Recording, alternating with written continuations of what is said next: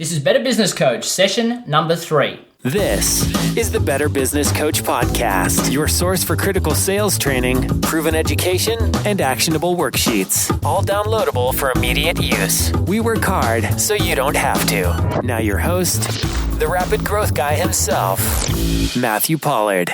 Hello everyone, and welcome to Better Business Coach. My name is Matthew Pollard, and as always, I am your rapid growth guy.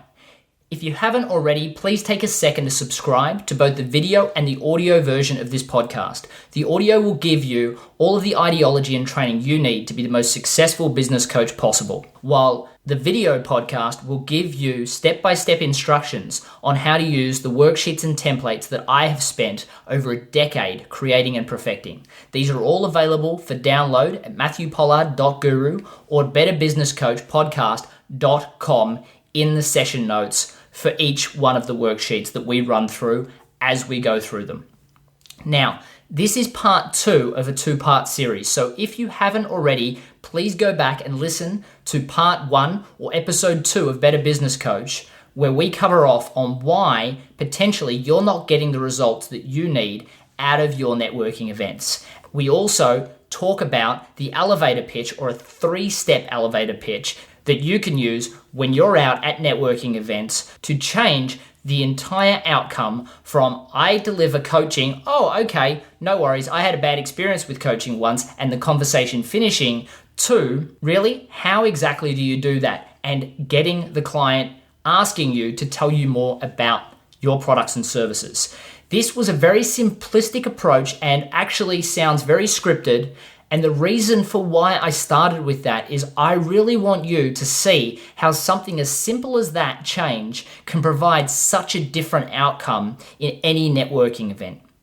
This will give you confidence that what I'm telling you about networking really works, and going into the next step, which is step 2, what we're going to be covering with you now, what Michael Port has coined the conversational elevator pitch, will make such a great deal of effect on the success of your business. Also, if you haven't had a chance yet, make sure you go out and actually take action with this advice. So many people are learners and learners only. Go out and actually use this information. If you haven't got a networking event lined up, go onto meetups.com and just find one that you can go to, and go there with the intention of just experimenting and practicing. Okay, let's talk about conversational elevator pitches. To do that, we have to do a little bit of preparation first. In the last session, we discussed the segments that you would work in, and we discussed that there could be several of these. What I want you to do is grab a piece of paper and divide it into 4 columns. And in the left-hand side column, write every one of the segments that you feel comfortable working with, or where you get your best results. This could be anywhere from a person that wants to start a new business to somebody that's been working in business for 30 years and needs help in getting out of their business, to somebody that's struggling in sales and needs assistance with that. In the next column, I want you to write what they were looking for when they started their business. Maybe they wanted to put their name to something, or maybe they wanted to earn the money that their boss was earning, or that they could see their boss earning from the work that they put in. Maybe they wanted a better work-life balance. Whatever you think it is for those segments, write them down. Quite frequently, a lot of the things could be similar, so don't be afraid to write the same thing twice. Next, write down in the 3rd column what challenges are preventing them from getting what they're looking for. And this could be unmotivated staff, struggling to find the right staff, no understanding of the sales process, systems that don't work so they're forced to stay in the office and fix things, poor financial control. The list is endless. Write down the ones that you think are most likely to apply to your customer segment.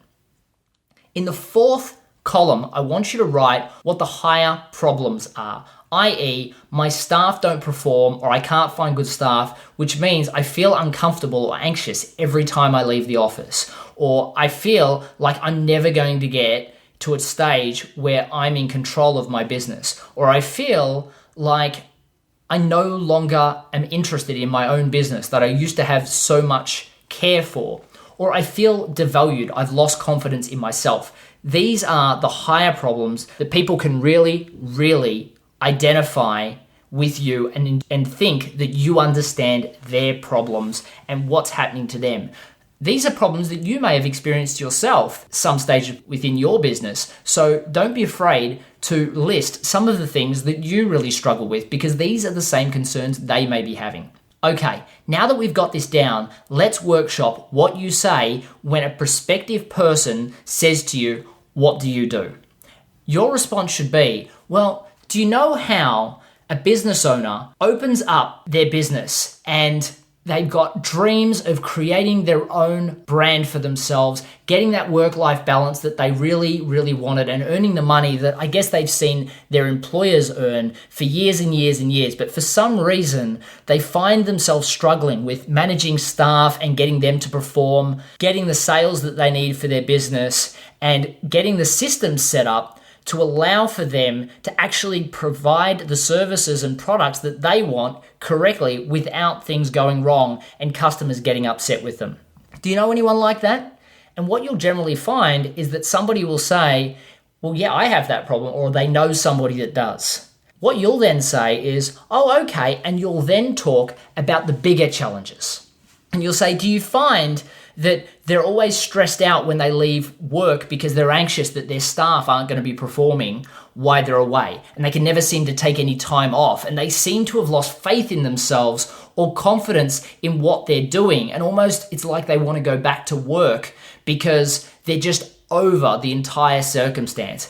And you'll generally get a response of, "Well, maybe they're not that bad, but, they do have this problem, and I agree with you here, here, and here."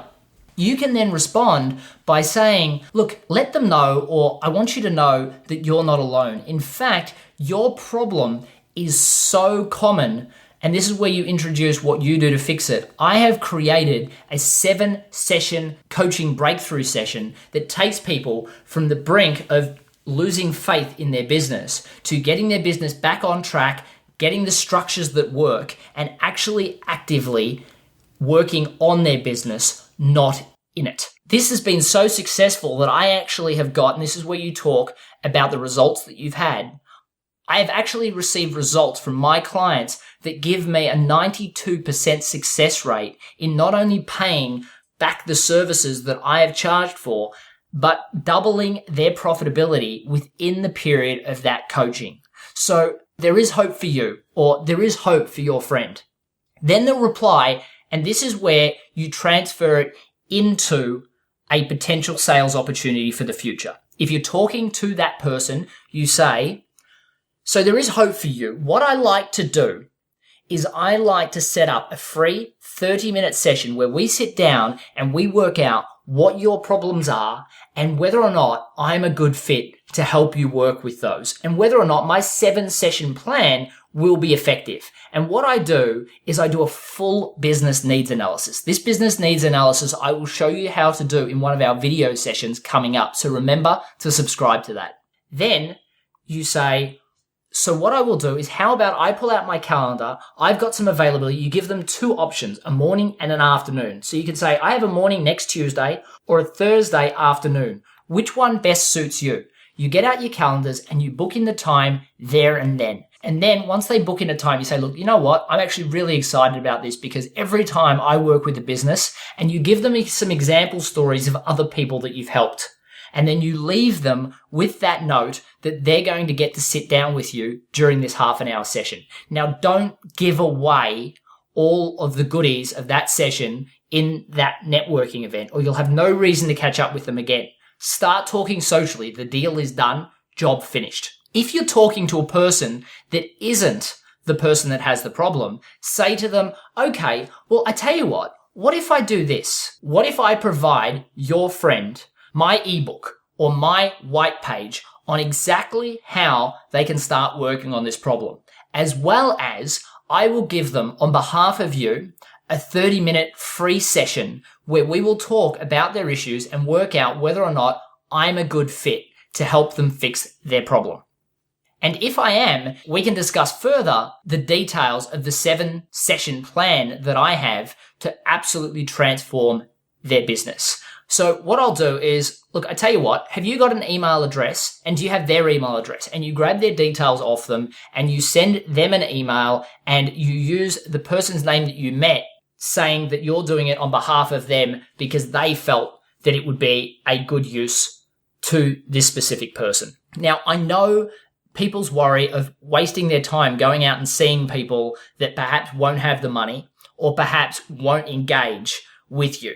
Now, I come from cold call sales, so my belief is that once you actually have a physical appointment with a person, it comes down to your ability to close as to whether or not you get the client. And with the business needs analysis that I'll go through with you in a few sessions, that's going to turn them into absolute putty in your hands. So as a result of that, you will be able to close that customer no problems. So my suggestion is book in as many people as you can, or send that email with the intent of booking in as many people as you can to ensure that you get the opportunity to practice the business needs analysis coming up and your ability to close, because trust me, that's going to happen much more frequently, and we're going to get your business to rapid success. Okay, so I hope you've enjoyed this session and I hope you've got a lot out of it. If you've had a chance to network already, I'm sure you've already benefited from it. If not, the main thing I want you to do is take action. If you don't take action, you will never get the success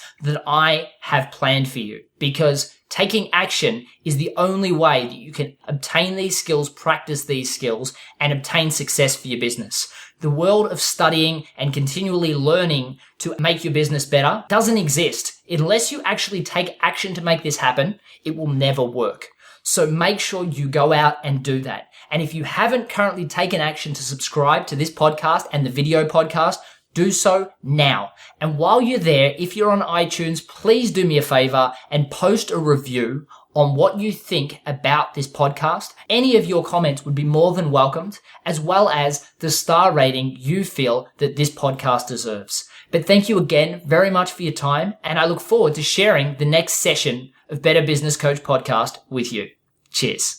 Thanks for listening to the Better Business Coach Podcast. Head over to MatthewPollard.guru for links, recaps, and any downloadable templates mentioned in this and every show. Also, if you've not already rated our new podcast in iTunes, we'd love your support. Simply leave a review and the star rating you think worthy.